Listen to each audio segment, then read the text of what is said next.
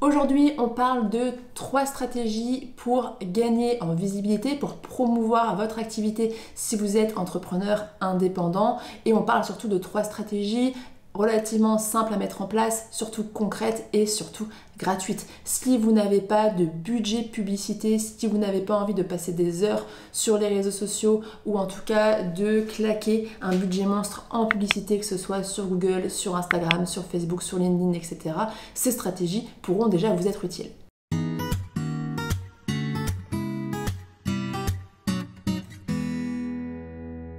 Première stratégie dont j'avais envie de parler aujourd'hui, ça va être d'être actif dans les groupes et d'y semer vos petites graines, des graines utiles. C'est-à-dire d'aller trouver vos clients là où ils sont déjà.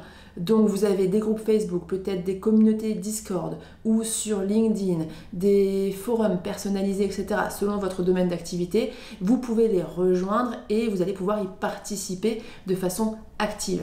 L'idée dans ces groupes, ce n'est pas d'arriver avec vos gros sabots, de vendre votre prestation. Vous ne voulez surtout pas être perçu comme spam.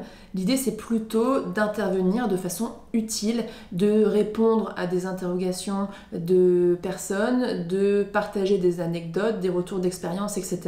D'être un petit peu patient et d'intervenir là où c'est le plus pertinent. On pourrait très bien avoir un contenu gratuit, un petit guide, une checklist, en tout cas un support qui parle un petit peu de ce que vous faites et qui montre déjà un petit peu votre expertise et venir la partager en réponse, en commentaire ou à certaines questions d'utilisateurs, toujours lorsque c'est pertinent. Et rien que ça peut déjà vous permettre de toucher les bonnes personnes sans avoir vos propres outils, sans créer de canaux qui vous est propre, juste en utilisant ce qui existe déjà et en profitant de ce que les d'autres personnes ont déjà réussi à faire, notamment en termes de construction de communauté et pour rassembler des personnes qui s'intéressent aux mêmes thématiques ou qui vivent les mêmes problématiques. Deuxième stratégie, ça va être de capitaliser le maximum sur les partenariats, sur les collaborations, sur la création de contenu gagnant-gagnant.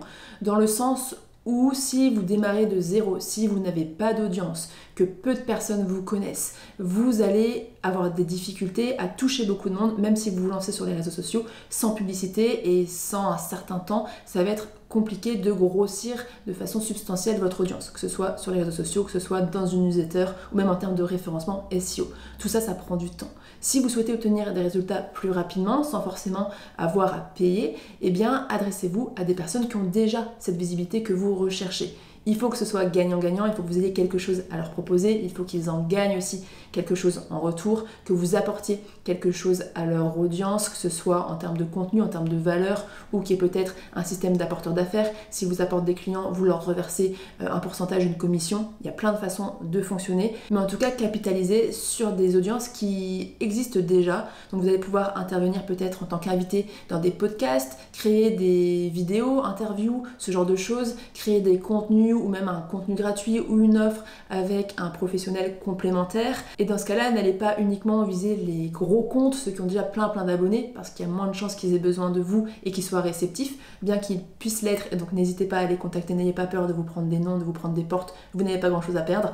Mais en tout cas aussi des plus petits comme vous qui essayent de démarrer, ça sera peut-être moins efficace, mais si vous grossissez, vous grossirez ensemble et vous allez pouvoir sur la durée continuer à vous faire connaître auprès de vos audiences respectives et surtout des personnes qui sont qualifiées et qui pourraient vraiment devenir clients chez vous. Ça pourrait être par exemple un photographe qui vient s'allier avec un architecte d'intérieur, on peut avoir une naturopathe et une sophrologue. Il y a plein de ponts à faire en fait entre différentes activités qui peuvent vraiment sur le long terme créer de belles choses, de beaux partenariats, même créer des amitiés et ensuite rendre le travail en tant qu'indépendant solitaire un peu moins solitaire justement. Voilà, n'hésitez pas à aller vers les autres, soyez aussi réceptifs aux demandes que vous pourriez recevoir, élargissez votre réseau, créez du lien, vous verrez que c'est souvent ce qui paye le plus. Mon troisième conseil du jour, ça va être de booster votre référencement local et ce, même sans site internet. C'est-à-dire qu'on sous-estime trop souvent encore la force du réseau et du référencement local. À partir du moment où votre activité est liée à un territoire, et même si d'ailleurs vous ne faites que du digital, etc., que de la prestation à distance, Allez toucher les gens qui sont autour de chez vous, c'est ce qui reste le plus simple et le plus efficace. On aime la proximité, c'est mieux quand on connaît la personne, c'est mieux quand on l'a déjà vue. Et donc, allez créer cet ancrage, cette renommée, cette réputation locale, c'est ce qui vous apportera certainement les résultats les plus rapides. Si vous n'avez aucun budget, vous pouvez déjà créer, optimiser au maximum votre fiche d'établissement Google en y mettant une description avec les bons mots-clés, en y récoltant le plus d'avis possible, en mettant des photos, en y décrivant vos services. Vous pouvez participer à des événements de réseautage professionnels locaux, faire l'effort d'aller discuter avec les personnes, ne pas faire simplement acte de présence, faire la plante verte dans un coin, ça ne sert à rien, de vraiment aller échanger avec les gens sur leurs problématiques, d'oser sortir de chez vous. Parfois, c'est un peu la solution de facilité de se dire je vais uniquement communiquer sur les réseaux, je vais créer du contenu depuis chez moi sans bouger, là où en fait ce qui reste le plus efficace c'est de sortir et d'aller à la rencontre des autres. Donc ça vraiment, ce réseautage local, il est essentiel. Vous allez aussi pouvoir demander des recommandations, essayer de faire jouer votre réseau déjà existant, vos anciens collègues, vos anciens camarades de classe, etc. Même si vous n'avez pas échangé depuis des années, n'ayez pas peur de demander conseil, de demander de l'aide, de demander un petit peu de notoriété. Si c'est possible, vous verrez que les gens sont souvent très bienveillants et ravis de vous aider. Et puis n'hésitez pas non plus, si vous créez du contenu en ligne, à taguer les professionnels locaux autour de vous lorsque vous allez travailler quelque part, dans un café par exemple, lorsque vous allez à un événement. Essayez de montrer que vous existez aussi en ligne dans cet écosystème local, et déjà toutes ces petites choses à terme peuvent vous permettre de vous créer un réseau, peuvent faire naître des opportunités. Elles ne vous coûtent rien, elles sont faciles à mettre en place. Parfois c'est plus des peurs de déranger qui nous limitent, mais ce sont pourtant ces actions très traditionnelles, puisqu'on est vraiment dans du réseautage, dans du bouche à oreille, qui fonctionnent le mieux. Et en référencement local, il y a quand même beaucoup moins souvent de concurrence qu'en référencement plus général. Il est beaucoup plus facile de se faire connaître localement que de chercher à se faire connaître sur les réseaux de façon plus large, nationale, voire même internationale. Donc visez en priorité le local si vous n'avez pas beaucoup de budget, si vous avez besoin de trouver des clients rapidement, c'est ce qui vous apportera certainement le plus de résultats. Voilà pour les 3 stratégies dont j'avais envie de vous parler aujourd'hui.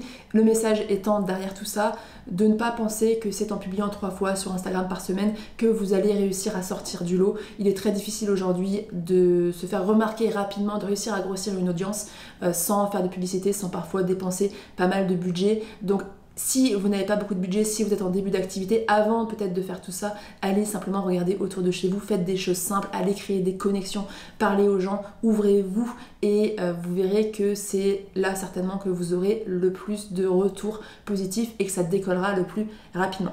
Si cette vidéo vous a plu, n'hésitez pas à la partager au plus grand nombre, n'hésitez pas à vous abonner à la chaîne si ce n'est pas encore fait, à nous suivre sur Instagram, et puis si vous avez besoin de conseils dans cette stratégie, dans cette recherche de clients, n'hésitez pas non plus à réserver un appel découverte. On serait ravis de vous aider soit en coaching, soit sur des problématiques très pratico-pratiques, votre site internet, la création de vos outils, la mise en place du newsletter, etc., etc. On peut échanger via un appel découverte, et moi je vous dis à très vite pour une prochaine vidéo.